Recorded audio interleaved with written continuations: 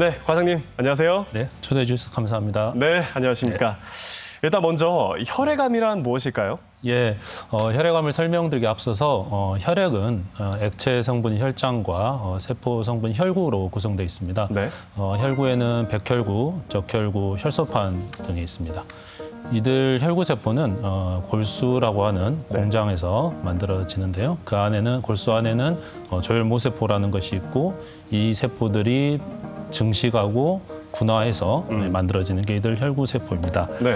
예, 이들 세포가 만들어지는 과정에서 우리가 몸이 기계가 아니다 보니까 실수가 종종 일어납니다.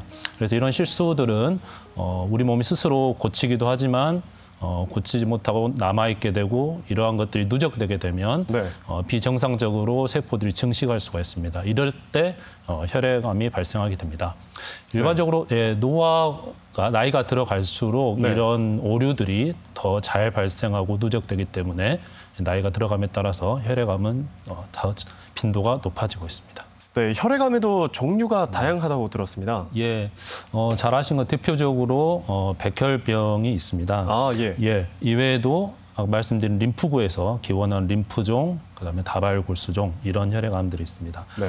또 암으로 분류하지는 않지만 혈액세포에서 생성되는 골수 증식 질환, 또 골수 형성 이상 증후군 같은 양성 질환도 혈액 질환의 하나입니다. 특히 이 골수 형성 이상 증후군 환자 일부는 매우 심각한 단계에 있어서 실제로 급성 백혈병 같은 무서운 병과 같은 생존율을 보이기도 하는데요. 네. 이외에도 또 다른 분류, 암세포가 성장하는 속도에 따라서도 분류를 하기도 하는데 백혈병 같은 경우 그래서 빨리 자란 병인 급성 백혈병 그리고 상대적으로 느리게 자라는 만성 백혈병 네. 또 림프종도 마찬가지로 매우 빠르게 증식하는 고등급 림프종 그리고 느리게 증식하는 저등급 림프종 이렇게 구별할 수가 있습니다. 그렇군요. 네. 제가 알기로 혈액암엔 특별한 전조 증상이 없기 때문에 조기에 발견하기가 어렵다고 들었는데 예, 이거 맞습니다. 맞습니까? 예. 이 혈액암은 어떤 질병의 특이적인 증상이 없기 때문에 일반인들이 증상을 있어도 대수롭지 않게 생각하고 넘어가는 경우가 많습니다. 또한 혈액암은 종류에 따라서도 증상이 다르고 또 하나의 혈액암이라고 하더라도 증상이 서로 다를 수가 있습니다. 예. 그렇군요. 네. 그렇다면 말씀하신 것처럼 이 혈액암의 종류가 다르고 또 종류에 따라 증상이 다를 것 같은데 이 대표적인 증상은 무엇이 있을까요? 예, 먼저 급성 백혈병 같은 경우는 정상적으로 기능하는 세포가 잘 못 만들어지는 상황입니다. 그래서 아까 말씀드린 여러 가지 혈구 세포들 중에 먼저 백혈구가 부족하다고 하면 병균이 우리 몸으로 쉽게 쳐들어오게 됩니다. 그러면 당연히 열이 나고 오한을 느끼고 또 이 병균이 폐렴을 일으킨다면 당연히 기침, 가래, 또 호흡곤란, 그 외에도 장염을 일으킨다면 설사나 복통을 일으키게 됩니다. 또한 적혈구가 부족하면 우린 이런 경우를 빈혈이라고 하는데 빈혈이 생기면 흔히들 일반인 분들은 어지럽다.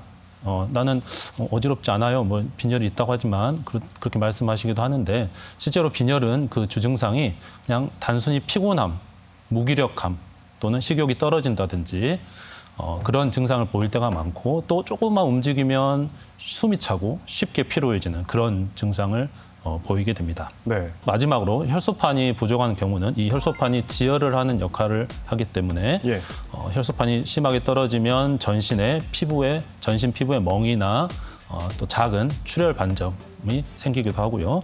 또 잇몸에서 피가 난 후에 지혈이 잘 안 돼서 치과를 갔다가 이렇게 혈액내과로 와서 진단되는 경우도 있고요.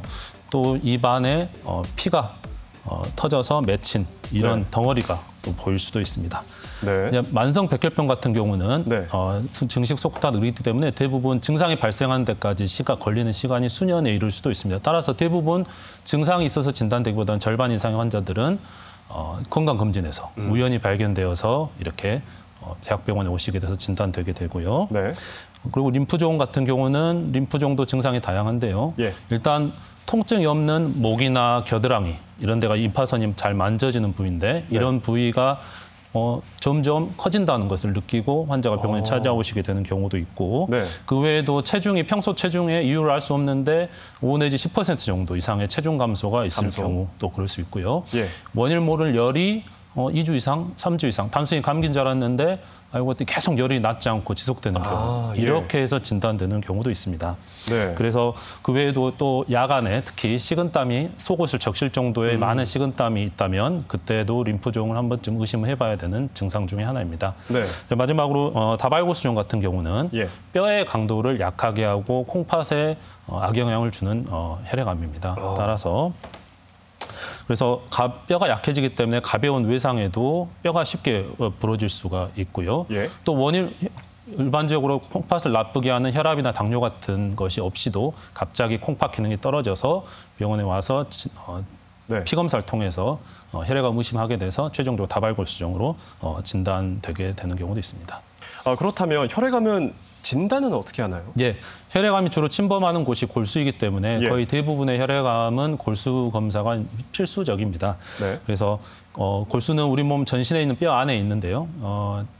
충분하게 검체를 채취할 수 있고 안전하게 채취할 수 있는 골반 뒤쪽에서 골수 검사를 하게 됩니다. 예. 예, 주로 엎드린 자세에서 국소 마취제로 피부와 피하 조직 그리고 뼈의 골막까지 마취를 하게 되고 바늘을 넣어서 골수 혈액을 한 5cc, 10cc 정도 흡인을 하고 그 외 최종적으로 골수 뼈 조직을 한 1, 2cm 정도 채취하는 것입니다. 네. 대부분 환자분들은 이제 골수 검사를 하자고 하시면 극도의 공포감 때문에 무섭죠. 네. 정말로 해야 되냐 이런 말씀을 많이 하시는데요. 사실 골수 검사가 이제 공포스러운 검사일 수는 있겠지만 실제로 마취가 잘 되게 되면 네.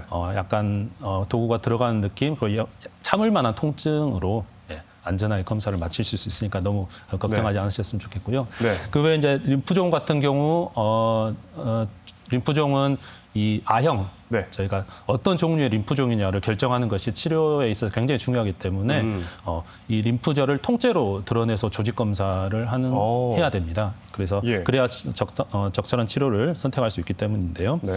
일단 림프절은 부어오르는 경우가 많은데 목이나 겨드랑이에서 그 부어오르는 부위 위로 한 2, 3cm 정도 피부를 절개한 다음에 거기서 보이는 림프절을 이렇게 통째로 드러내서 검사하는 방식을 하게 됩니다. 그렇군요. 또 이것도 많은 분들이 궁금해하실 것 같은데 이 혈액암도 가족력에 영향을 받나요? 네, 혈액암으로 진단된 환자분들의 가족분 중에도 혈액암 환자가 분명히 계십니다. 네. 하지만 이제 그렇다고 해서 혈액암이 가족력이 있다 이렇게 말하지는 않습니다. 예. 왜냐하면 일단 각자가 진단된 혈액암이 서로 다를 뿐더러 예. 혈액암이라는 건 기본적으로 살면서 노출된 여러 가지 환경 인자 그리고 나이가 들어가면 생기는 유전자 수준에서 여러 변화들이 누적되면서 네. 생기는 그런 암이라고 보고 있기 때문에 이제 가족력이 있다고 보지는 않는 것입니다. 네. 그래서 환자분들이 자녀 걱정을 많이 하시는데요. 내가 혈액암이니까 자녀들도 혈액암이 위험이 있느냐 이런 걸 궁금해하시는데 방금 말씀드린 이유에 의해서 자녀 걱정은 크게 하지 않으셔도 되겠습니다. 어떻게 보면 굉장히 다행이네요. 네, 그렇습니다. 그렇다면 이제 본격적으로 이 혈액암의 치료 방법에 대해서 이야기 나눌 텐데요. 치료 방법 무엇이 있습니까? 예, 일반적으로 우리가 암의 치료라고 하면 네. 주로 수술, 방사선 치료, 그다음 항암 치료 예. 이렇게 예를 들 수가 있겠습니다. 예. 수술이나 방사선 같은 경우는 암세포가 한 곳에 이렇게 몰려 있어야 가능한 치료법입니다. 하지만 앞서 말씀드렸듯이 혈액암 같은 경우는 여러 군데 퍼져 있는 경우가 많기 때문에 당연히 항암 치료가 중심이 되고 그 외에 이제 필요한 경우에 방사선 치료가 추가되기도 합니다. 네. 그 외에도 혈액암 치료에서 특이한 치료법이 바로 이제 조혈모세포 이식술인데요. 조혈모세포 이식술이요? 예, 맞습니다. 조혈모세포 이식술입니다. 예. 이 이식술은 정상인 또는 환자 본인의 골수에 있는 조혈모세포를 채집해서 항암 치료로 인해서 손상된 골수나 또는 항암 치료 이후에도 숨어있는 암세포들을 공격할 수 있도록 하는 아주 혈액암 치료에 있어서 매우 중요한 치료법이고 급성 백혈병 그리고 림프종, 다발골수종 등의 치료에 현재 이용하고 있습니다. 네, 그렇군요. 또 궁금했던 게 이 항암 치료 같은 경우에 대해서 이 거부감을 좀 느끼는 분들이 있습니다. 이 혈액암 같은 경우는 항암 치료가 꼭 필요한가요? 예, 모든 암을 치료할 때 우리가 지켜야 될 한 가지 원칙은 이 치료가 이득보다 손해가 치료를 함으로써 이득보다는 손해가 크지 않아야 된다는 것입니다.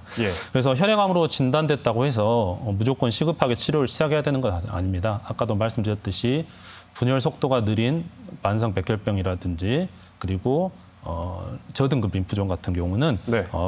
즉각적으로 치료를 요하는 암은 아니고요. 네.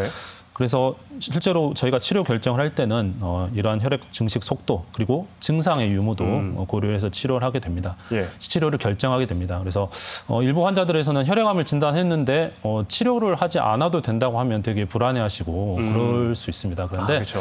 이런 것들은 수없이 많은 연구를 바탕으로 하는 치료 결정이라는 점에서 안심하셨으면 좋겠습니다. 네, 알겠습니다.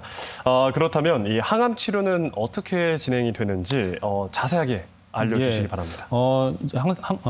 항암제 종류에 대해서 먼저 설명을 드리면요. 네. 전통적인 1세대 항암제가 있습니다. 이 항암제는 암세포들이 정상세포에 비해서 빠르게 증식하는 이 성질을 이용해서 개발된 약품입니다. 증식하는 과정에서는 여러 과정들이 필요한데 네. 이 과정 중에 일부를 차단함으로써 암세포가 줄어드는 것을 유도하는 것입니다. 네. 근데 이 1세대 항암제들 문제점은 우리 몸에는 정상적으로 빨리 그렇죠. 증식이 하는 세포들이 있거든요. 뭐 모발 세포라든지 우리 점막 상피 세포, 장 상피 또는 혈액 세포도 그렇습니다. 이런 것들이 증식도 맞기 때문에 역시 부작용이 만만치가 않겠죠. 그래서 이런 단점을 개선하고자 나온 것이 바로 2세대 표적 항암제입니다. 이 표적 항암제는 우리가 이러한 세포의 증식에 필요한 또는 암 세포들이 증식하는데 필요한 경로, 신호 경로가 있는데 그 신호 경로의 하나의 분자를 목표로 해서 타겟으로, 그래서 표적이란 말을 쓰는데요. 그 표적으로 해서 암세포의 생장을 방해하는 그런 항암제고요. 네. 당연히 부작용도 줄어드는 그런 항암제입니다. 네. 그래서 혈액암 같은 경우는 이런 방금 말씀드린 표적 항암제가 다른 고형암에 비해서 많고 또 그러한 신약들, 표적 치료제 신약들도 빠르게 추가되는 편입니다. 대표적인 표적 항암제로 만성 골수성 백혈병 때 쓰는 이메티닙이라는 약이 있습니다. 네. 사실 이 표적 항암제가 없던 시절에는 만성 골수성 백혈병 진단되게 되면 여러 아까 말씀드린 이식과 또는 여러 항암 치료를 해도 평균 5년 넘게 생존하는 경우가 그렇게 많지 않았습니다. 예. 그런데 이제는 이 표적 항암제인 이메티닙 약만 잘 먹어도 거의 평균 우리 일반인의 평균 기대 여명에 근접한 그런 생존 결과를 연구를 통해서 많이 보여준. 그래서 이런 그동안 이 최근 수십 년간의 항암제 발전 중에 가장 드라마틱한 그런 치료 결과를 낳았던 것이 바로 이 표적 치료제입니다. 그렇군요. 예, 그리고 표적 항암제와 함께 지난 10년간 많이 연구됐던 것이 3세대 면역 항암제입니다. 이 항암제는 원래 우리 몸의 암세포들은 면역세포의 감시를 받습니다. 그런데 이러한 감시를 피할 수 있는 암세포의 기능 또는 기전이 밝혀짐에 됨으로써 이 기전, 면역세포를 회피하는 기전을 차단함으로써 면역세포들이 암세포를 잘 차단해서 효과적으로 죽일 수 있도록 하는 그런 것을 유도하는 게 3세대 면역 항암제입니다. 그래서 하지만 이제 이런 3세대 면역 항암제는 이런 저희 혈액암 분야에서는 표적 항암제만큼의 어떤 치료 역할을 갖고 있지 못하지만 아무래도 우리가 암세포와 싸울 수 있는 여러 가지 무기가 있다면 그것들을 병합해서 치료하는 것도 효율적인, 부작용을 줄이면서 효과를 증대시킬 수 있는 그런 전략 중 하나이므로 3세대 면역 항암제 앞으로도 더욱 많은 연구가 될 것 같습니다. 그래서 이런 항암제 1세대, 2세대, 3세대 항암제들을 조합을 하고 한 3주 간격이라 4주 간격 이런 식으로 보통 혈액암은 한 6번 정도 내외의 항암 치료를 거치게 됩니다. 그렇군요. 네, 그렇다면 보통 이 암을 진단받는 분들 중에서 고령의 나이이신 분들이 많습니다. 이 고령의 나이에도 혈액암 치료 가능할까요? 네. 일단 기본적으로 고령의 환자가 혈액암 환자는 고령인 환자가 많은 편입니다. 고령 환자는 일단 여러 가지 기저질환이 동반되어 있는 경우도 많고 또 항암제를 투여했을 때 내약성이라고 하죠. 항암제를 견디는 능력이 떨어지시기 때문에 그런 점에서 불리한 점이 있는 건 사실입니다. 하지만 단순히 나이가 많다는 이유로 치료를 포기하지 않으셨으면 좋겠습니다. 혈액암 분야에서는 앞서 말씀드린 2세대 표적 항암제가 실제로 많이 임상 현장에서 쓰이고 있고 이 항암제들은 부작용은 최소화하면서 치료 효과는 증대할 수 있고 또 이 표적 항암제들은 우리 1세대 항암제와 다르게 고령이라고 해서 항암제 용량을 많이 줄이지 않을 수 있습니다. 그리고 또 먹는 약들도 아까 말씀드린 이메티닙 같은 경우도 먹는 약이 약입니다. 그래서 네. 이런 입원하지 않고 또는 주사 맞지 않고도 네. 효과적으로 혈액암을 치료할 수 있는 길이 많이 있기 때문에 예. 고령이라 하더라도 항암 치료 포기해서는 안 되는 것이죠. 그래서 네. 기본적으로 또한 고형암에 비해서 혈액암은 항암 치료에 상대적으로 더 잘 반응한 편이기도 해서 예. 혈액암이 진단됐다고 한다면 이제 항암제 선택과 또 간격, 용량 이런 네. 것들을 담당 주치의와 주치의 선생님과 충분히 이야기하셔서 꼭 포기하지 말고 치료를 하셨으면 좋겠습니다. 알겠습니다. 고령이더라도 네, 빠른 포기하지 말고 네. 네, 많은 상담을 네, 해라 그렇습니다. 이런 말씀이시죠? 네, 네. 알겠습니다. 이것도 궁금했습니다. 항암 치료 중에 음식 조절 필요한가요? 네, 많이 질문받는 것 중에 하나죠. 네. 어떤 거 먹어도 되느냐, 먹지 네. 말아야 된다는 것도 있다든, 예를 들어서 고기를 먹으면 안 된다든지 암 환자는요. 네. 탈 수도 있기 때문에. 그런데 이런 확인되지 않은 어떤 정보들이 환자의 암 투병에 오히려 방해가 될 수가 그쵸. 있습니다. 예. 기본적으로 항암 치료를 하시고 받게 되면 입맛이 떨어지고 못 드시게 되는 경우가 흔합니다. 그런데 이런 경우에 체중도 빠지고 근육량이 떨어지고 또 이런 예. 경우 또 면역력도 저하가 되기 때문에 오히려 몸에 음식을 가림으로써 더 몸에 피해를 끼치게 되는 것입니다. 따라서 고기도 포함해서 평상시 좋아하는 음식들은 충분히 입맛이 당긴다면 충분히 이렇게 섭취하셔도 네. 되는데요. 예. 하지만 이제 주의할 점이 당연히 있죠. 혈액암 환자 같은 경우는 병 자체에 의해서든 항암 치료에 의해서든 백혈구가 떨어지는 시점이 있습니다. 이렇게 예. 백혈구가 떨어지게 되면 적은 수의 병균이 우리 몸에 들어와도 쉽게 병을 일으키게 되는 그런 상황이 되는데요. 예. 이때 음식 조심을 하셔야 될 것이 익히지 않은 음식을 조심하셔야 됩니다. 그래서 기본적으로는 익힌 음식을 네. 위주로 드셔야 되고 당연히 뭐 육류나 어류를 회로 드시면 안 되겠고요. 네. 그런데 이렇게 하게 되면 이제 환자분들은 너무 먹을 게 없다. 이런 말씀을 하십니다. 도대체 뭘 먹어야 되는지 모르겠다. 예. 그래서 우리가 한국인들이 좋아하는 김치 같은 경우는 편의점 같은 데서 파는 이렇게 소량씩 예. 포장되는 네. 이런 일회용 김치를 사서 개봉을 하면 그날 드시고 절대 냉장고에 둔다든지 보관하지 마시고 남은 거는 그냥 버리시는 게 좋습니다. 또한 네. 과일 같은 경우는 껍질이 있는 과일은 깨끗이 씻으신 다음에 껍질을 까서 즉시 드시는 것은 제한 없이 드실 수 있고 다만 딸기나 포도같이 좀 세척이 하기 어려운 네. 그런 과일들은 좀 피하시는 게 좋습니다. 예. 그 외에도 장기 보관이 가능한 통조림이라든지 레토르트 식품 같은 경우도 섭취가 가능하시고요. 역시 마찬가지로 개봉 후에는 즉시 복용하고 보관하지 않고 버리시는 게 좋겠습니다. 네. 또한 한국인 좋아하는 쌈, 그쵸. 쌈도 예. 있는데 쌈 물론 피하면 좋겠지만 네. 정말 드시고 싶다면 낫장을 흐르는 물에 잘 네. 씻으셔가지고 소량 섭취하는 것 정도는 가능하겠습니다. 네. 그래서 만약 근데 먹고 나서 또 배탈이 난 경우가 있다면 그 다음부터는 피하시는 게 좋겠죠. 네.